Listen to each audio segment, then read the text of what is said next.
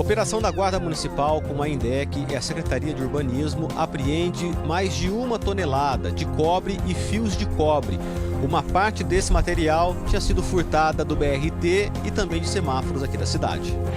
Bilhões de reais em flores e plantas. A cidade de Olambra sai na frente mais uma vez e promove no próximo final de semana mais uma feira com expectativa de 16 mil pessoas por aqui. Frente fria na região, uma nova onda de frio já derruba as temperaturas por aqui. Agora no EPTV2.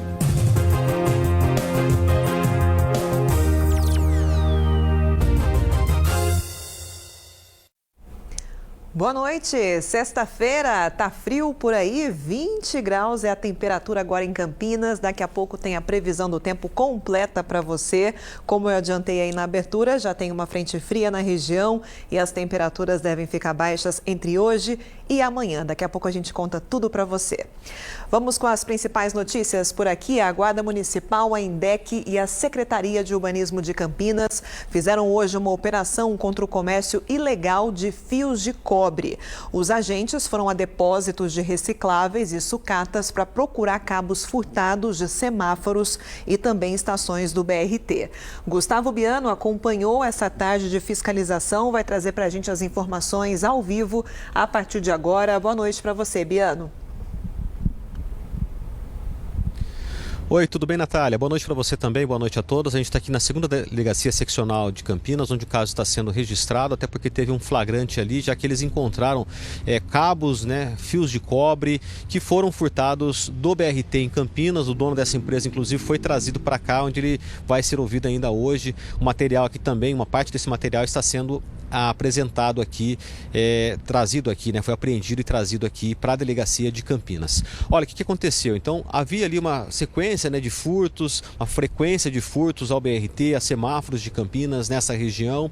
Então, o setor de inteligência da Guarda Municipal começou a trabalhar também, até a partir de algumas denúncias, de algumas suspeitas, e aí eles levantaram 5 pontos que trabalham com sucata, com recicláveis, e eles monitoraram esses lugares. Desses 8 lugares, 7 estabelecimentos foram fiscalizados hoje, então, numa grande mobilização aí da Guarda Municipal e também com apoios dos agentes da INDEC e também da Secretaria de Urbanismo de Campinas. Em 2 locais, eles encontraram cerca de 150 quilos de fio de cobre sem a origem comprovada. E vale destacar que, para revender esses cobres, a empresa ela tem que saber de onde ela está comprando e ter ali o material, ter a nota. Os agentes, eles estão, como não tiveram como comprovar a origem desse material, se era furtado ou não, então esse material acabou sendo apreendido. E esses 2 estabelecimentos, eles tiveram ali uma aplicação, uma multa, Então, foi aplicada multa para esses estabelecimentos, multa de R$ 4.500. O material foi apreendido. E é claro que essas empresas, elas também podem responder administrativamente, caso elas sejam reincidentes, podem até ter aí o alvará cassado. Então, nesses estabelecimentos foram apreendidos 66 quilos ali em uma dessas lojas e 72 quilos em outra. E a gente acabou de ter aqui uma atualização também da assessoria de imprensa da Guarda Municipal, que houve aí um outro estabelecimento que eles encontraram 18 quilos também de fios de cobre sem a origem comprovada. E esse estabelecimento fica na Barão de Itapura, e esse comércio também vai receber essa multa aí de R$ 4.500 e vai responder administrativamente. Agora, no terceiro ponto, que foi onde nós estivemos, no Jardim Novo Campos Elíseos, aí sim, nesse local, a Guarda Municipal conseguiu encontrar ali materiais que eram de cabos subterrâneos do BRT. Então são cabos ali de 18 até 25 metros, que tem ali, além disso também, outros materiais sem a origem comprovada. E até por conta desse cenário, já que os técnicos da INDEC identificaram esses cabos como sendo do BRT e também do semáforo, o dono desse local foi trazido aqui para a delegacia, foi preso então em flagrante. Olha, desses cabos então da INDEC, são 27 quilos intactos, ou seja, cabos que tinham sido furtados e da mesma forma como foram arrancados ali dos semáforos e também do BRT, eles estavam ali já apresentados ali dentro dessa empresa, e 18 quilos que estavam queimados, ou seja, eles passaram ali por um processo, né, para retirar ali toda aquela proteção e já estavam prontos para serem comercializados. Além disso, foram apreendidos alguns materiais sem a origem comprovada, e é bastante coisa, viu, gente?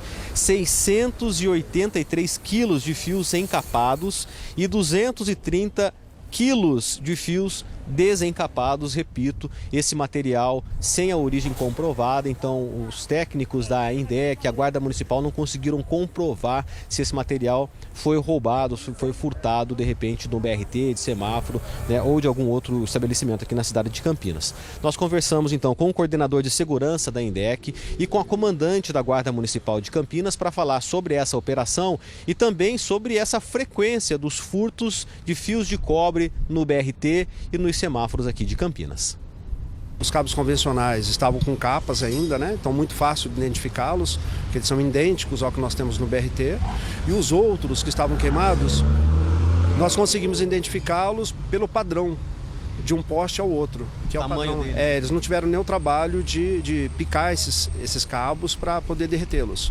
Então, na realidade, eles mantiveram esses cabos intactos. Então, foi muito fácil de identificá-los por isso. E nesse local onde nós estamos aqui, além desse fio de cobre já identificado, tem um outro material que está sendo apreendido. Esses alumínios, por quê? Isso, são também materiais de procedência não comprovada pelo proprietário do local e outros materiais que também de fiação, que também possuem cobre no seu componente, que não puderam ser identificados. Aí nós fazemos a recolha administrativa desse material, além, obviamente, da aplicação de multa. O material que foi reconhecido, esse requer uma apresentação no Distrito Policial para adoção de outras medidas criminais em relação a esse comércio ilegal. Olha, a gente tentou conversar ali com os responsáveis por essa empresa no Jardim Novo Campos Elíseos, mas eles não quiseram se manifestar aí, nem negar, né, a origem, ou indicar pelo menos a origem aí desse material. Eles não quiseram dar nenhum pronunciamento para a gente. E esse é um problema, né, Natália? Um problema frequente que a população sofre. Então você tem aí, por exemplo, esses cabos que são furtados do BRT, por exemplo, acabam deixando a estação sem energia, prejudicando ali todo um trabalho. No caso da fiação ali dos semáforos, os semáforos eles acabam ficando desligados, complicando muitas vezes o trânsito, atrapalhando a vida das pessoas. E ultimamente, tanto a Guarda Municipal como a Polícia Militar também, eles vinham trabalhando para combater, né, a ação das pessoas que furtam esses cabos, e algumas pessoas inclusive chegaram a ser presas, apreendidas, trazidas para a delegacia. A gente mostrou vários flagrantes aqui inclusive, né, nos jornais da EPTV, e hoje a ação foi para chegar nas pessoas que compram esse material sem a origem comprovada. Então é crime quando você compra esse tipo de material, né, é receptação, e quem tiver denúncia pode ligar no telefone da Guarda 153. Então é só ligar no telefone 153 se você tiver aí alguma informação sobre pessoas que armazenam ou que esteja fazendo esse comércio ilegal de fios de cobre, gente que de repente esteja receptando esse material furtado. Você denunciando para a Guarda vai tomar aí as medidas, vai ajudar também a Polícia Civil, que trabalha na investigação, para identificar esses receptadores. E aí, combatendo os receptadores, Natália, também muito provavelmente vai diminuir a quantidade de criminosos que cometem esse tipo de delito. É importante que haja essa fiscalização e principalmente a punição para quem vende esse tipo de material ilegalmente, né? Até porque se tem alguém que vende, é porque está sustentando esse tipo de crime que acontece de forma frequente aqui na nossa região, aqui em Campinas principalmente, afetando de forma geral a população, comerciantes, um prejuízo aí danado para muita gente. Muito obrigada, viu, Biano, pelas informações, um bom trabalho para você e uma ótima noite. E um carro que levava fios de cobre pegou fogo no acostamento da rodovia Santos Dumont, em Indaiatuba, hoje à tarde. Você vai ver comigo as imagens, olha isso. Segundo a concessionária Via Colinas, o corpo de bombeiros foi chamado, só que nenhuma faixa precisou ser interditada. O trânsito ficou um pouco lento, justamente por causa dos motoristas que estavam passando por ali e observando. A Polícia Rodoviária informou que o veículo estava abandonado e ficou totalmente queimado. Olha só.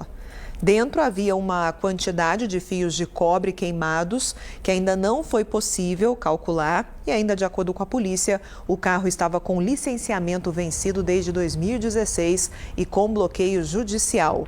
O veículo foi levado para um pátio credenciado ao DR, que é o Departamento de Estradas de Rodagem, na cidade de Salto.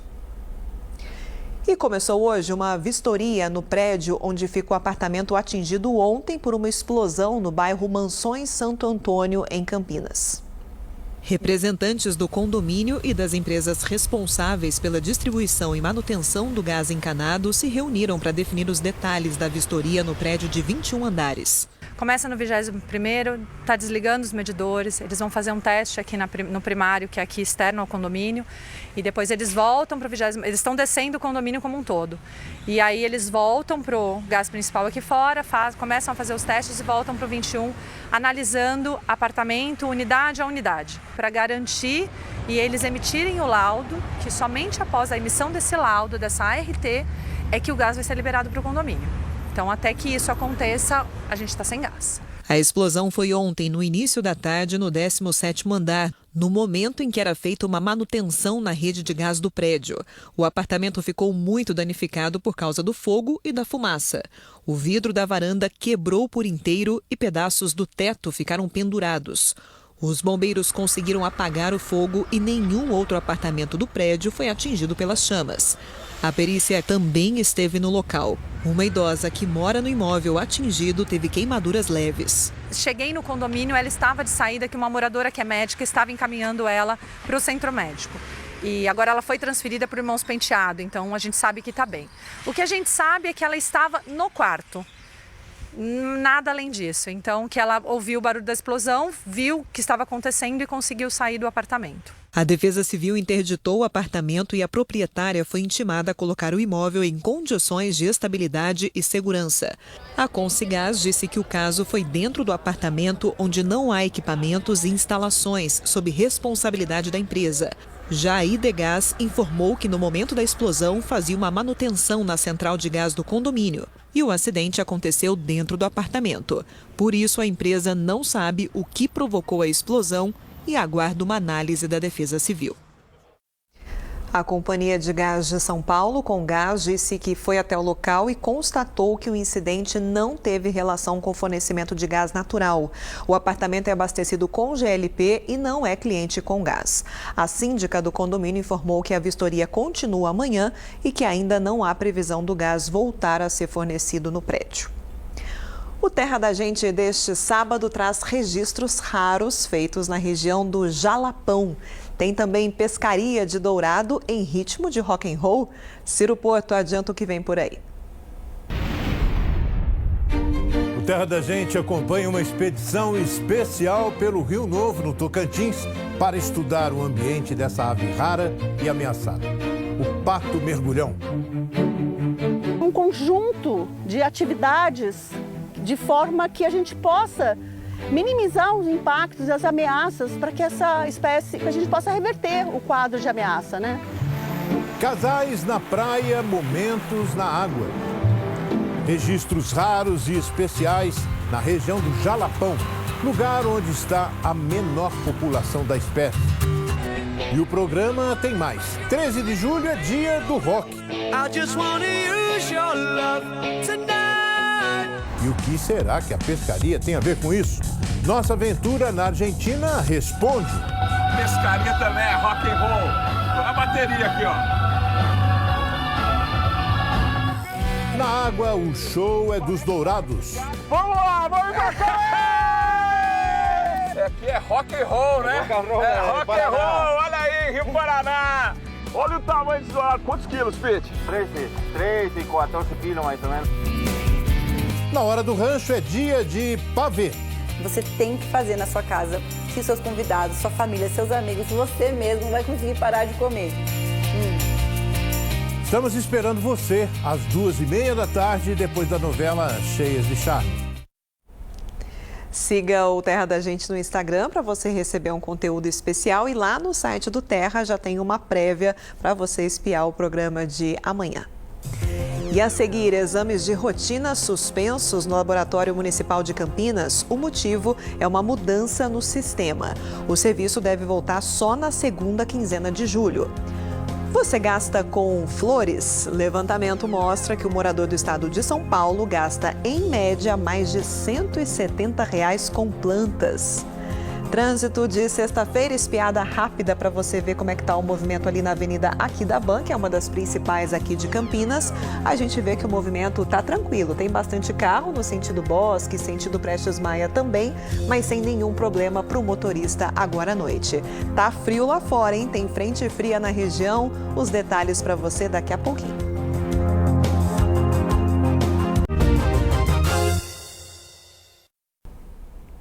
Bola rolando na Série B do Campeonato Brasileiro, Ponte Preta e Mirassol jogam em Campinas pela 15ª rodada. A Macaca ainda não perdeu em casa sob o comando do técnico Nelsinho Batista. A equipe está na 13ª colocação com 17 pontos. O jogo começou às 19h, ainda está no primeiro tempo e no 0-0.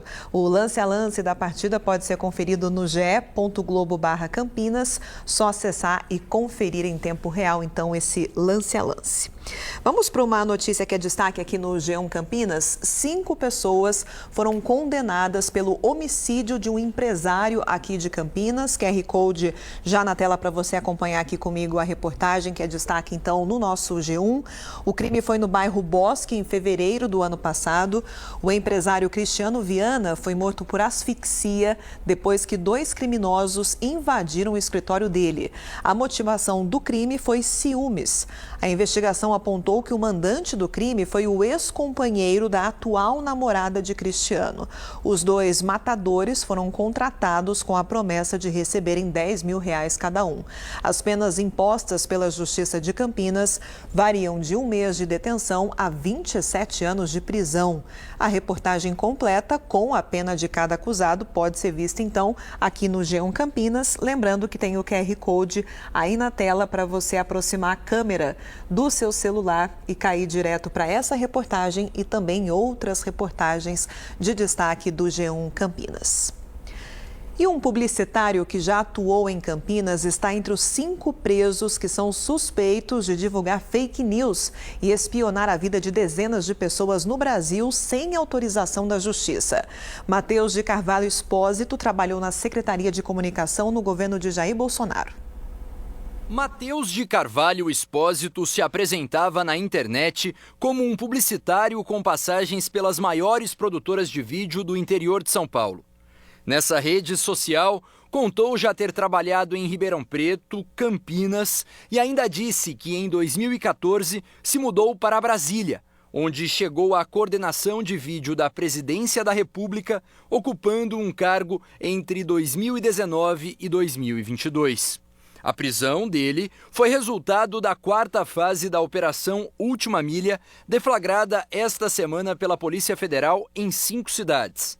A operação investiga o possível uso da Agência Brasileira de Inteligência para espionar ilegalmente autoridades e jornalistas durante o governo do ex-presidente Jair Bolsonaro e ainda aponta para a existência de um núcleo ligado ao governo Bolsonaro para disseminar notícias falsas e também ataques virtuais contra adversários políticos. Era o chamado Gabinete do Ódio. Durante as investigações, Matheus Espósito foi citado como um dos responsáveis por colocar Richard Poser em contato com o presidente Bolsonaro. Richard Poser também é um dos presos da Operação Última Milha e, de acordo com a PF, atuava na internet divulgando desinformações. Neste outro trecho da investigação, dá para ver quando Poser apareceu na CPI da pandemia por divulgar fake news sobre uma das vacinas contra a Covid-19. Já aqui, o registro mostra quando Richards diz em uma conversa ter conseguido um contato com linha direta com o presidente Jair Bolsonaro. Em seguida, ele afirma que se trata de Matheus Espósito. No ano passado, o nome de Matheus Espósito já tinha se tornado público por causa de um documentário produzido para revelar como era a atuação de grupos de extremistas apoiadores do ex-presidente Jair Bolsonaro. Esses grupos, de acordo com a produção, estavam diretamente ligados com a divulgação em massa de diferentes tipos de notícias falsas e contavam com a influência de Matheus Espósito.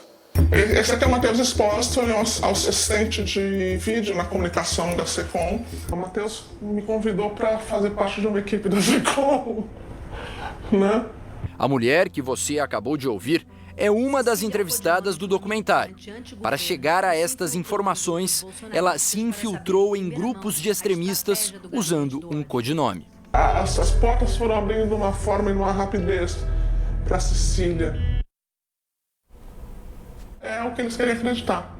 Afirmou ainda que durante o período em que participou dos grupos, chegou a conversar com o Matheus sobre quando ele mesmo teve Covid. O Matheus praticamente morreu de Covid. Eu conversei com ele falou que o sangue dele estava preto quando ele fez. Que isso é sangue preto que nem graxa, isso é falta de oxigenação, bicho. É um negócio que está morrendo com falta de oxigenação. Ele ainda hoje, ele falou, eu não consigo trabalhar direito. Eu estou muito cansado, que ele é o câmera do presidente, ele faz as edições, ele diz que ele não consegue carregar equipamento. A nossa produção não encontrou quem faz a defesa de Matheus de Carvalho Espósito. Atenção, moradores de Campinas que dependem do Sistema Público de Saúde. O Laboratório Municipal está sem fazer exames de rotina por causa de uma mudança no sistema. Por causa da troca no sistema de informação, o Laboratório Municipal está fazendo somente a coleta de exames de urgência, pré-cirúrgicos, de queixas agudas e outros considerados inadiáveis. A suspensão causou surpresa porque os pacientes alegam que não foram avisados. A dona Rita não conseguiu fazer um exame de sangue depois de um jejum de 12 horas. Eu cheguei às 7 da manhã em ponto com os exames, porque eu tive que coletar fezes, 3 tipos de urina. E assim, imaginem todos os postos, a quantidade de pessoas que voltou para casa hoje sem poder fazer seus exames.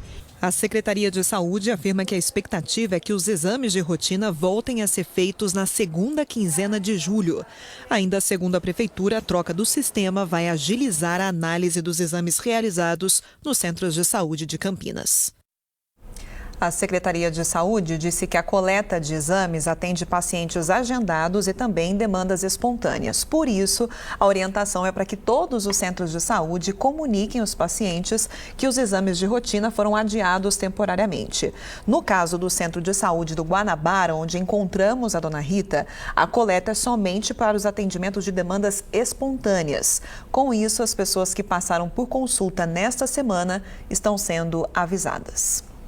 Vamos para a previsão do tempo? Tá frio nessa sexta-feira, a Júlia Bucheroni está chegando, ela contou para a gente ao longo da semana que poderíamos ter essa queda na temperatura a partir de hoje e essa onda de frio fica por aqui também no fim de semana, né, Júlia? Boa noite. Boa noite para você que nos assiste. Pois é, hoje já começou então o frio, porque uma frente fria que se formou lá no sul do país, ela se deslocou hoje aqui pela região e trouxe massa de ar frio, provocando queda nas temperaturas. Campinas, por exemplo, teve temperatura máxima de 24 graus. A gente considera já uma temperatura amena, com pezinho já no frio, perto dos 28, 29 que a gente registrou nos últimos dias. E continua amanhã, tá? As máximas um pouco mais baixas, inclusive, do que hoje.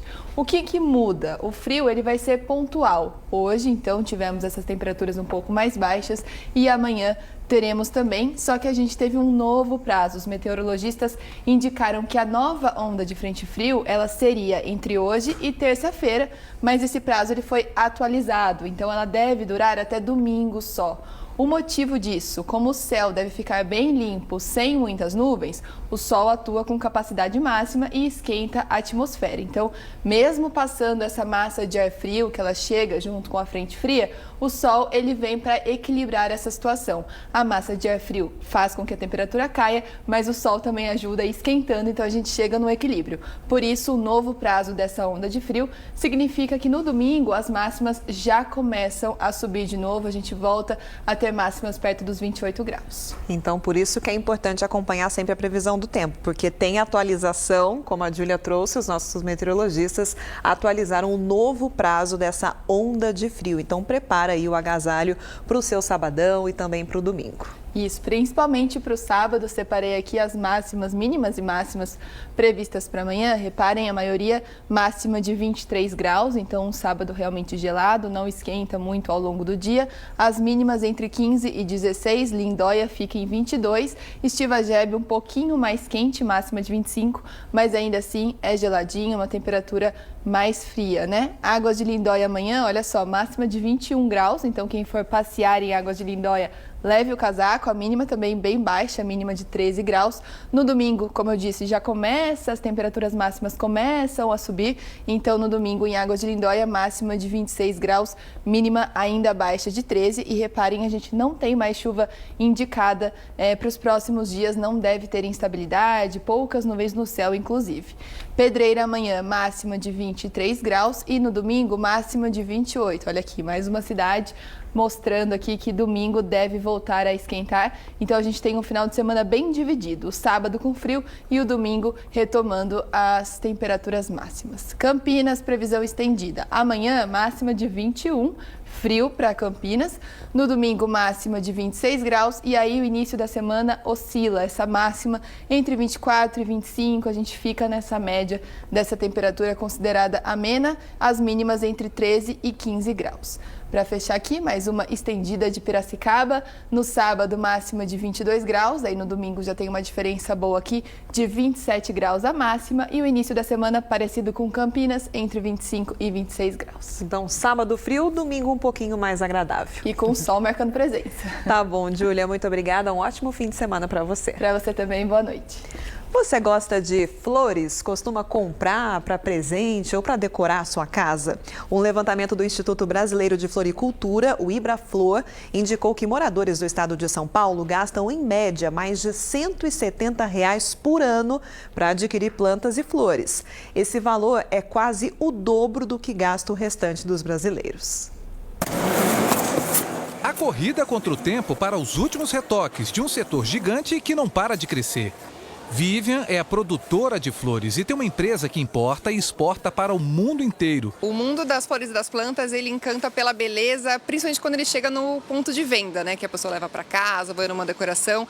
Mas o processo também é muito bonito, porque a gente tem a oportunidade de ver a planta quando ela é uma mudinha, ainda uma bebezinha. E isso aqui é uma oportunidade de a gente também curtir as nossas plantas de uma forma diferente. Então é muito legal. Além disso, a gente ainda tem o nosso pessoal que trabalha na estufa, né? Então são muitas famílias, a gente tem lá mais de 20 famílias que fazem parte do nosso processo. Então, para eles ver essa exuberância, essa decoração, também é muito satisfatória, porque eles conseguem ver que eles estão lá dia a dia, dando duro, trabalhando por isso e que o resultado final sempre vale a pena. A cadeia produtiva de flores e plantas ornamentais desabrochou mais uma vez em Olambra. Uma imensa variedade de produtos de alta qualidade e durabilidade aquece ainda mais a economia local, gerando emprego e ocupação hoteleira, além de negócios. A qualidade faz toda a diferença, né? A qualidade das flores e plantas e principalmente também a diversidade tem melhorado muito ao longo dos últimos anos. Porque os produtores estão produzindo de uma maneira cada vez mais profissional e principalmente sustentável, utilizando menos água e menos energia. Então isso também faz muita diferença. Numa área de 10 mil metros quadrados, o que a gente não pode deixar de ver é tanta beleza, cor de plantas, flores. E é justamente isso que o público, cerca de 16 mil pessoas, deve conferir nos 3 dias de evento. E o setor comemora. No país existem 272 mil produtores. Só aqui no estado de São Paulo, 127 mil. E o setor só comemora. O crescimento previsto para esse ano é de 8%. O estado de São Paulo é o principal produtor. Mais de 70% de tudo que é produzido no Brasil vem aqui do estado de São Paulo e basicamente da nossa região. Então isso faz muita diferença. Esse pessoal produz aqui em volta e consegue abastecer não só o mercado local, mas o mercado nacional. Um levantamento inédito da Ibraflor mostra que o morador do estado de São Paulo gasta mais com flores do que o resto dos brasileiros. Enquanto a média de valor gasto no Brasil é de quase R$ 98 por pessoa, o do morador do estado é de R$ 174. Geraldo aproveita para lucrar o ano todo. Na sua loja de plantas e flores, ele tem preços acessíveis. As vendas, como ele mesmo diz, são um sucesso. Sucesso absoluto. Principalmente os mais velhos. Aqueles que são da antiga, eles preferem buquê, são orquídeas, são bastante procuradas. A Cristiane já separa parte do seu orçamento para ter em casa flores e plantas. Para ela, esse é um investimento que traz paz e recompensa pela beleza. Eu sempre gostei muito de flores, né? Rosas, orquídeas, tulipas, primaveras. As flores, além de alegrar o ambiente, trazer uma leveza, trazer a cor, eu acho que a planta ela traz a vida, né? Ela traz a vida, traz a renovação. Então, e a gente também tem que pensar no ciclo, né? Em todo o ciclo que é de quem planta, de quem cuida. Eu vou lá e eu trago para minha casa. Eu acho que a gente vai investindo nessa de ter sempre essas pessoas que cuidam e que estão ali semeando, cuidando, e o ciclo vai se renovando. Faz bem até para a saúde mental. A Inflor começa no domingo, vai até terça-feira no Parque de Exposições de Olambra. Por hoje é só, obrigada pela sua audiência ao longo dessa semana. Amanhã estamos juntos por aqui também com muita notícia para você. Boa noite, bom fim de semana.